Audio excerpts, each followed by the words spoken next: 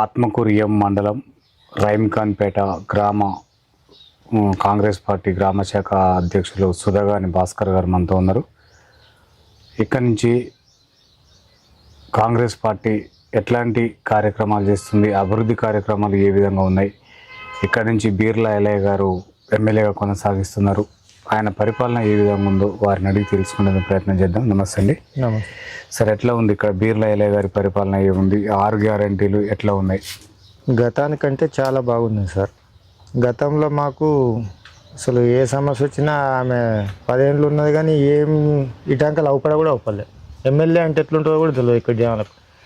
ఇప్పుడు మా ఐలన్న మన ఎంత చిన్న కార్యకర్త కానీ పెద్ద కార్యకర్త కానీ ఏ అర్ధరాత్రి ఫోన్ చేసినా కూడా ఒకవేళ ఆయన అంత బిజీ ఉంటే చూసుకొని అయినా మళ్ళీ అర్ధగంటకో 20 నిమిషాలకో ఫోన్ చేసి ఏ కష్టం వచ్చింది ఏముంది ఎప్పటికప్పుడు ఏ ప్రాబ్లం ఉంటే ఆ ప్రాబ్లం దానికైతే క్లియర్ చేస్తుండే ఆయన. 6 గ్యారెంటీల విషయంలో ఒక్కొక్కటి చేస్తారు. 500 గ్యాస్ అయింది, ఉచిత బస్సు అయింది, రైతు భరోసా, రైతు రుణమాఫీ. మాకైతే ఈ ఐలన్నతో ఏ బాధ లేదు, అన్ని తీరులో ఆదుకుంటుండు. సరే, ఈ రైమ్ఖాన్పేట గ్రామంలో ఎందుకు కాంగ్రెస్ సర్పంచ్ గెలవలేకపోయారు? కాంగ్రెస్ గెలవలేకపోయిందంటే అది మాలో కూడా లోపం ఉంది. సరే, మా ఊళ్ళే గత పీరియడ్లో టీఆర్ఎస్ గవర్నమెంట్ ఏం చేసిందంటే వర్గాల వాయిస్గా విడదీసింది. ఆ వర్గాల వాయిస్గా విడదీస్తే అవతలని కొందరు మేము కలిసిపోదామన్న ఉద్దేశంతో నమ్మి వాళ్ళని నమ్మడం వల్ల మేము మోసపోయినాం.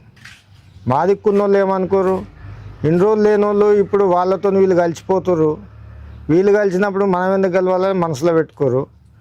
ఇంకొకటి, అంత నీచమైన దిగజారిన రాజకీయం కూడా మేము చేయదలుచుకోలేదు. ఇక ఎంత అది చెప్పాలనో చెప్పొద్దో కూడా తెలియదు కానీ కాలు మొక్కుడు, ఏలు మొక్కుడు, అడిగిన అడవులే మందు వంచుడు, డబ్బులు అడవులే వంచుడు, దురుప్రచారాలు చేసుడు మా మీద, అది కొద్దిగా మాకు చాలా ఇబ్బంది అయింది. అవతల మెయిన్ అయితే మాకు ఓటమికి కారణమైతే మా గత టీఆర్ఎస్ గవర్నమెంటు 2 వర్గాలు చేసడం వల్లనే ఓడిపోయినాం. ఆ వర్గపోలను దగ్గర తీద్దామన్న ఆలోచన ఐలన్న ఏమో అందరిని కలుపుకోపోవాలి అందరు మనోళ్ళే అని చెప్పిండు. ఆయన మాట గురించి మేము అందరిని కలుపుకోపోదామన్న ఆలోచనలోనే ఉన్నాం. కానీ వాళ్ళ మనసులో ఉన్న విషయం మాత్రం పోలేదు, అట్లా ఓడిపోవడం జరిగింది. సరే, ఇక్కడ ఇందిరమ్మ ఇండ్లు ఎన్ని వచ్చినాయి? గత ప్రభుత్వంలో డబుల్ బెడ్రూమ్ ఇండ్లు ఎన్ని వచ్చినాయి? గత ప్రభుత్వంలో డబుల్ బెడ్రూమ్ ఇల్లు కాదు, పైసా పని కూడా కాలేదు, ఏం లేదు, శూన్యం. గత సర్పంచ్ రైతు వేదిక రైమ్ఖాన్పేటకే వచ్చింది, దాన్ని కప్రాపల్లకు అమ్ముకుండు. డబుల్ బెడ్రూమ్లు వచ్చినాయి, ఎంపీటీసీ పరిధి ఉప్పలపాడుకు అమ్ముకుండు. సబ్ స్టేషన్ వచ్చింది, అది కప్రాపల్లి మేజర్ గ్రామ పంచాయతీ రైమ్ఖాన్పేట, అది కప్రాపల్లికే పోయింది. ఇప్పుడు 4 ట్రాక్టర్లు వచ్చినాయి. 4 ట్రాక్టర్లు వస్తే కూడా సబ్సిడీగా టీఆర్ఎస్ అనుకున్న వాళ్ళే ముఖ్య నాయకులు ఒక్కొక్కరికి 10 ఎకరాలు 20 ఎకరాల భూమి ఉన్న వాళ్ళు వాళ్ళే డబ్బులు వేసుకోండి. ముఖ్య నాయకులు అనుకున్న వాళ్ళే ఒక్కొక్కరికి 10-20 ఎకరాల భూమి ఉన్న వాళ్ళే తీసుకున్నారు ట్రాక్టర్లు. ఏ గరీబోనికి ఆ పార్టీలో కూడా మేము ఇందిరామ ఇండ్లు వస్తే మ్యాక్సిమం 1-2 ఇండ్లు పెట్టుకున్నాం మేము మా పార్టీలో. మరీ నిరుపేదకు పార్టీ లేదు, కులం లేదు, మతం లేదు, ప్రతి ఒక్కటి అందరికీ అన్ని పార్టీలకు ఇచ్చినాం. బీజేపీ వాళ్ళకి ఇచ్చినాం, టీఆర్ఎస్ వాళ్ళకి ఇచ్చినాం, కమ్యూనిస్ట్ వాళ్ళకి ఇచ్చినాం. ఒక 2 ఇండ్లు కాంగ్రెస్ పార్టీ పెట్టుకోరు, 24 ఇండ్లు వస్తాయి.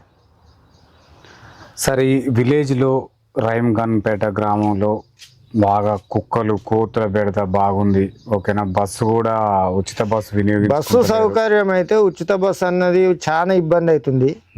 ఎమ్మెల్యే దృష్టికి కూడా తీసుకుపోయినాం, ఆయన కూడా గుట్ట డిపోలో మాట్లాడిండు. ఒకసారి తొర్రూరు కూడా పోయి వచ్చినాం, అక్కడ మాట్లాడినాం. కానీ మరి అది ఎమ్మెల్యే గారు చెప్పినా కూడా బస్సులు అయితే ఆపట్లేదు. దానికి అది ఒక్క ఇబ్బంది అయితే ఉంది. మెయిన్ మాకు ఎమ్మెల్యే ఈ గవర్నమెంట్లో ఉన్న ఇబ్బంది అంటే బస్సులు ఆపకపోవడం చాలా ఇబ్బంది ఉంది. అది ఏ మాటకు ఆ మాట చెప్పుకోవాలి, అది చాలా ఇబ్బంది అవుతుంది. జనాలు మాత్రం చాలా అప్సెట్ అయ్యింది. ఈ ఊరికి పోతిరెడ్డిపల్లె, రైమ్ఖాన్పేట, తుక్కాపురం, కూరెల్ల, పుల్లాయగూడెం ఇన్నూరులో వస్తారు, 4-5 ఊర్లో జనాలు వస్తారు. బస్ ఆపేసరికి చాలా ఇబ్బంది. ఆటోలో రమ్మంటే ఇప్పుడు ఫ్రీ బస్ అయ్యి ఇటు పోతే అటు వస్తలేరు, అటు పోతే ఒక మనిషికి 100 రూపాయలు అడుగుతారు. చాలా ఇబ్బంది అవుతుంది. ఎట్లా ఇప్పుడు బస్ గురించి ఎమ్మెల్యే గారు ఏమంటున్నారు మరి? చెప్పి ఇదివరకు ఒకసారి పోయినా, గతంలో పోయినా చెప్పిండు, మా ముందే మాట్లాడిండు. డిపో మేనేజర్కి ఫోన్ చేసి ఆపుతామన్నారు, ఆపలేదు. మేమే ఒకసారి పొన్నం ప్రభాకర్ని కలిసి వద్దామన్న ఆలోచనలు ఉన్నాం. ఒకసారి ఇక్కడ సీసీ రోడ్లు కానీ డ్రైనేజ్ కానీ ఏ విధంగా? ఇప్పటికీ మాకు ఎమ్మెల్యే గారు గెలిచినాక ఒకసారి 10 లక్షలు ఇచ్చిండు, ఒకసారి ఒక 30 లక్షల సీసీ రోడ్లు ఇచ్చిండు. ఇప్పటికి ఇచ్చిండు, మళ్ళీ కూడా రమ్మండు. మాకు ప్రజెంట్ ఉన్న సర్పంచ్ మాకు సహకరించక ఆల్రెడీ 2 రోడ్లు వచ్చినాయి.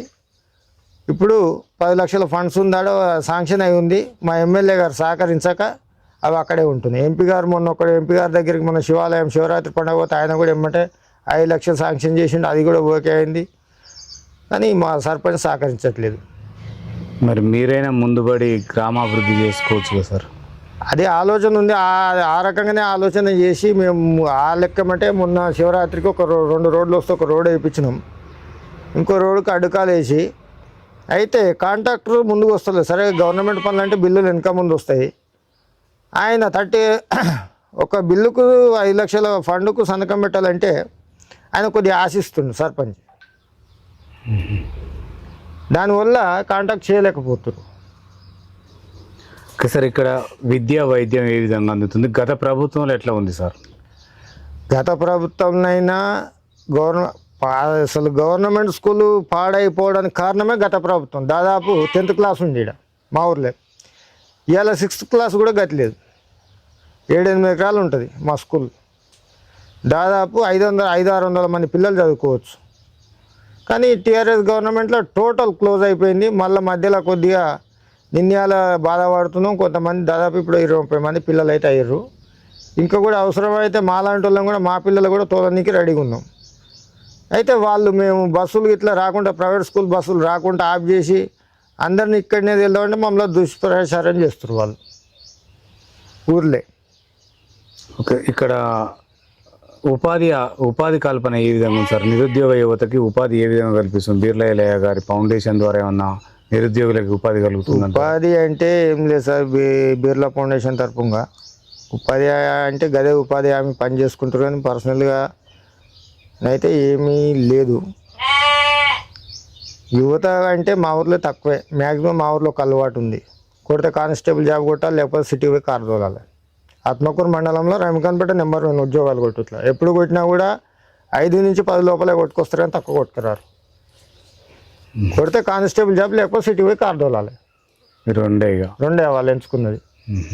మా ఊర్లో ఒక మంచి అలవాటు ఉందంటే, కొన్ని ఊర్ల లెక్క పోరగాళ్ళు చిల్లర అలవాట్లు, గలీజ్ అలవాట్లు లేని యువత అయితే ఉన్నారు.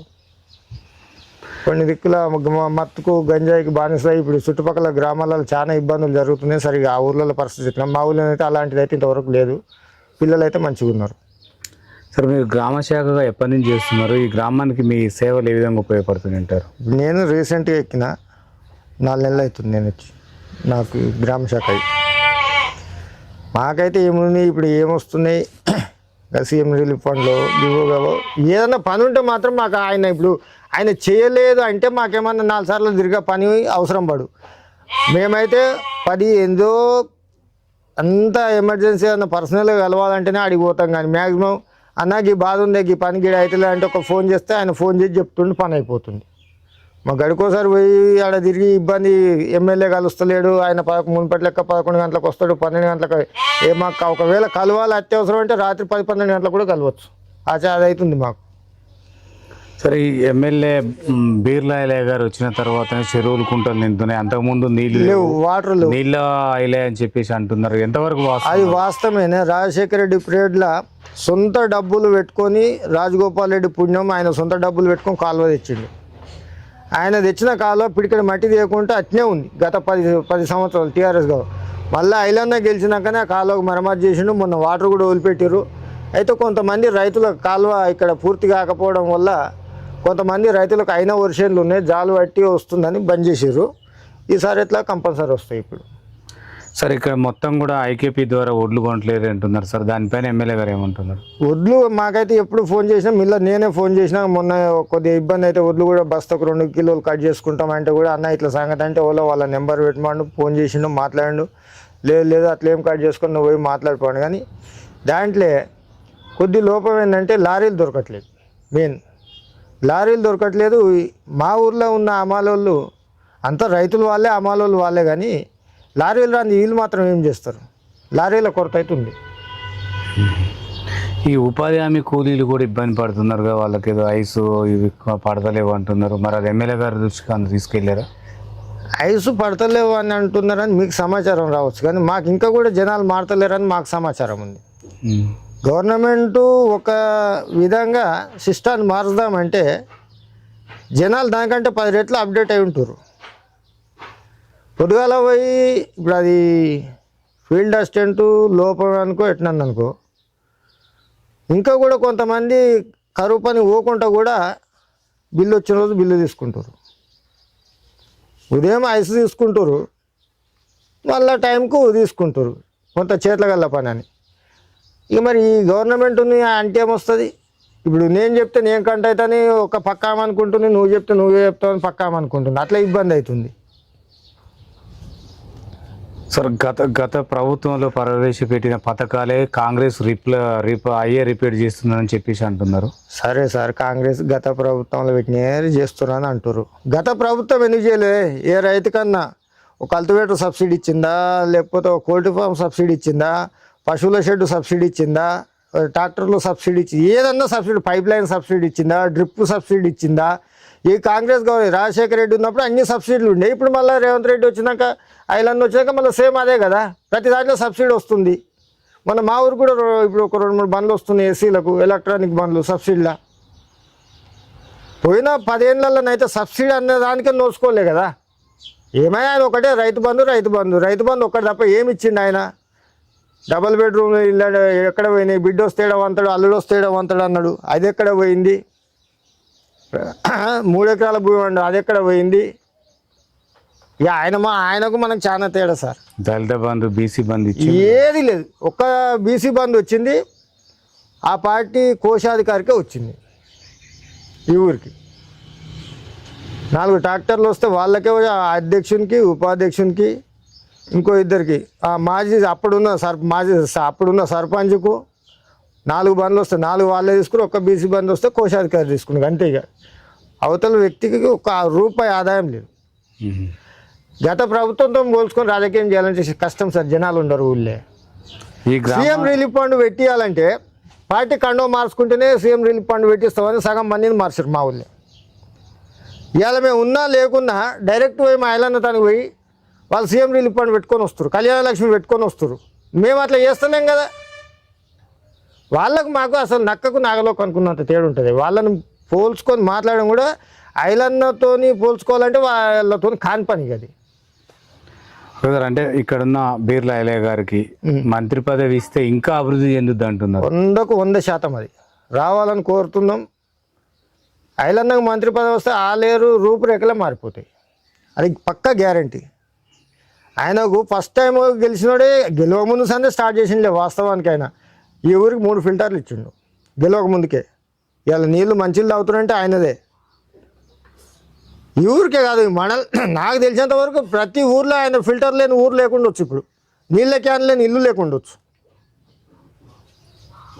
అంటే గతంలో ఎన్నో సేవలు చేసిండు, గెలిచినాక మొత్తం అందుబాటులోనే ఉంటలేడు. చాలా మంది నన్నే అన్నారు సార్, బయట వాళ్ళు ఎందుకు, అప్పుడు నేను అధ్యక్షుడిని కూడా కాదు, నన్నే అన్నారు. మొన్నటిదాకా ఐలన్న అని మాట్లాడేది, ఇప్పుడు మీ సార్ ఎమ్మెల్యే అయింది కదా, ఇప్పుడు ఒకసారి ఫోన్ చేయమని ఒక 10 మందిలో వాళ్ళు 10 మంది ఊరిని ఒక్కడనే ఉన్నా. గెలిచినాక 5 రోజులకో 4 రోజులకో ఆ 10 మంది ముందులో ఫోన్ చేయగానే అప్పుడే లేపు చెప్పు భాస్కర్ అన్నాడు. అంతకంటే ఎక్కువ ఏం కావాలి? సరే, ఇప్పుడు ఎవరు కష్టం వాళ్ళు చేసుకుంటాం. మనకు ఆపద వచ్చినప్పుడు ఆదుకున్నాడు నాయకుడు, లీడరు. అలాంటి లీడర్ ఉందంటే వాళ్ళు మనకి ఏ బాధ? ఒక గ్రామ శాఖగా నువ్వు ఇంకా అంటే మీరు ఇంకేం చేయాలనుకుంటున్నారు ఈ గ్రామానికి? ఒకటి మా అన్నతో ఆయన మొన్న బిజీగా ఉండు, మా ఊళ్ళో మా సర్పంచ్ అంటే ఎట్లా కాదు, ఒకటి మాకు అండర్ లైన్ డ్రైనేజ్ కావాలి, అండర్ గ్రౌండ్ డ్రైనేజ్ కావాలి. ఇంకా సీసీ రోడ్లు కొంత పనులు ఉన్నాయి. ఇంకా వాగులో ఒక బ్రిడ్జి కావాలి, మోతాది ఒక చెక్ డ్యామ్ లెక్కేసి. ఇప్పుడు అవతల దాదాపు ఒక 50-60 ఎకరాల ల్యాండ్ ఉంది మాకు వాగు అవతల. అది ఒకటి ఈ రోడ్ ఏమో ఒకసారి ఈ రోడ్ పోపియాలి. మరి అన్నతని మినిస్టర్ దగ్గర పోవాలన్నా అన్నకైతే చెప్పి రావాలి, ఐలన్న చెప్తే ఈ రోడ్ ఒకటే ఇప్పించుకోవాలని ఉంది. మీ పట్ల ఎట్లా ఉంటాడు ఆ ఎమ్మెల్యే గారు? అన్న సొంత ఇంతవరకు మా ఎమ్మెల్యేని సరే నేను చూసినంత వరకు అయితే సారు ఎమ్మెల్యే గారు అని పిలిచిన వాళ్ళు ఉండరు ఐలనని. ఎవరైనా అన్న అన్న అని పిలుస్తా, నేను కూడా అన్నానే పిలుస్తా. అంటే గ్రామానికి ఏం చెప్పాలనుకుంటున్నాం? మా ఊరికి ఉత్తగా వచ్చిపోయాడు వినాయక చవితికి సెంటర్ దగ్గరికి. ఆ రోజు అదృష్టం కొద్దీ వాన పడ్డది. ఆడ ఇన్ని మురికిని కుంట లెక్క మడుగు లెక్క నిలిచింది. వినాయక చవితికి బతుకమ్మ పండుగ దగ్గర ఉంటుంది. బతుకమ్మ పండుగ లోపు నేను ఈ గ్రౌండ్ మొత్తం సీసీ వేయిస్తాను. బతుకమ్మ పండుగ అంటే 5-6 రోజుల ముందే మొత్తం కంప్లీట్ సీసీ వేయించిపోయాడు. శివాలయం మీకు ఇబ్బంది అవుతుందనగానే 2 రోడ్లు వచ్చినాయి. ఒక్కొక్కటి అవుతున్నాయి. ఆయన ఏది అడిగినా గిడ ఆంజనేయ స్వామి గుడి కట్టినాం, గెలవలే. ఇంకా అప్పుడు రాసుకొని ఇప్పుడైతే ఫస్ట్ 25,000 ఇస్తున్నా తీసుకో, ఇంకా నీకేం తక్కువ పడితే అడగని చెప్పిండు. తక్కువ పడలేదు, అడగలేదు. ఇప్పుడు ఒక గొల్లోళ్ళు లింగమంతల గుడి కడుతుర్రు, దానికి కూడా మొన్న పోయినాం. గెలిచినాక రాజకీయ నాయకులు ఇచ్చుడు అది అసాధ్యం. పోగానే 50,000 ఇస్తే తీసుకోవరు అని చెప్పిండు. సరే లక్షలు అయితే ఓలేరు. మన ఒక్క ఊరు అయితే కాదు కదా, ఒక్క మండలం అయితే కాదు కదా, 8 మండలాలు. ఆ లెక్కన ఇదివరకు గతంలో సరే మనమైతే ఓలే కానీ పోయేటోళ్ళే. ఇప్పుడు ఆ పార్టీలు ఉన్న వాళ్ళు కొందరు ఈ పార్టీలకు వచ్చిన వాళ్ళు చెప్తారు, ఎమ్మెల్యేని కలవాలంటే ఊళ్ళో 4 ఉండేది. ఆ 4 తానికి 3-4 రోజులు తోవబెట్టేది.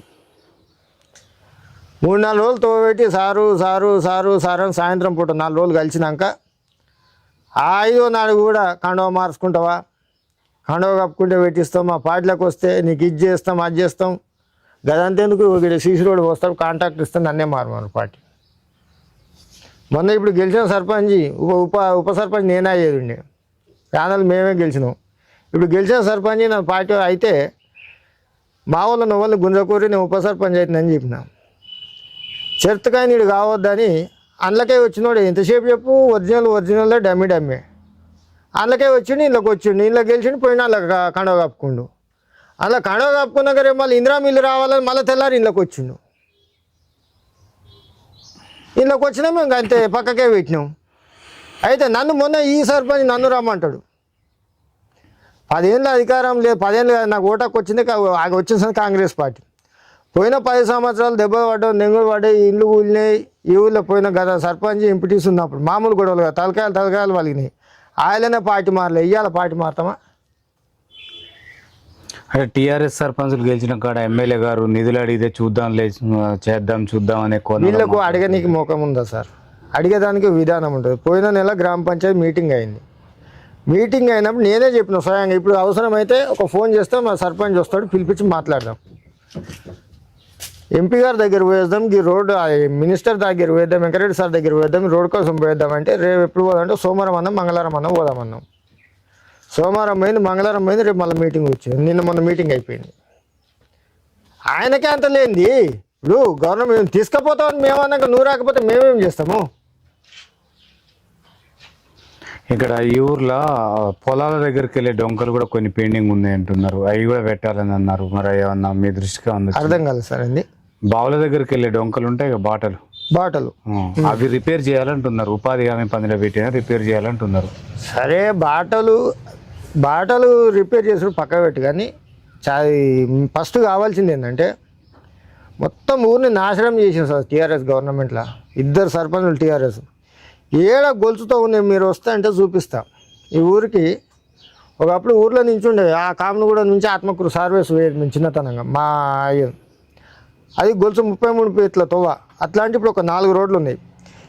ఎడ్ల బండి నీకు లేదు, దాన్ని ఏడ రిపేర్ చేయాలి? ఈ పక్క మట్టి తీస్తే ఈయన లొల్లి పెడుతుండే, ఆ పక్క మట్టి తీస్తే ఆయన లొల్లి పెడుతుండు. మొన్న గ్రామ సభలో తీర్మానం చేసాం, గ్రామ పంచాయతీ నుంచి ఎంసీకి ఫీజు కడదాం, ఎంఆర్ఓతో మాట్లాడదామంటే ఆయన సరే అని చెవులు ఊపారు. పేరుకే ఆమె సర్పంచి, ఆమె ఏముండదు, అంతా ఆయనే నడిపిస్తాడు. ఇట్లా అని చెవులు ఊపిండు. ఊరమోదర్ రెడ్డి అని ఆయన వచ్చి సహకరించి నక్ష తెచ్చి పాత పాస్బుక్ తెచ్చి చూపించి ఇయ్యడానికి ఇట్లా తవ్వ ఉంది, ఇంకింత భూమి ఉన్నదని చెప్పిండు.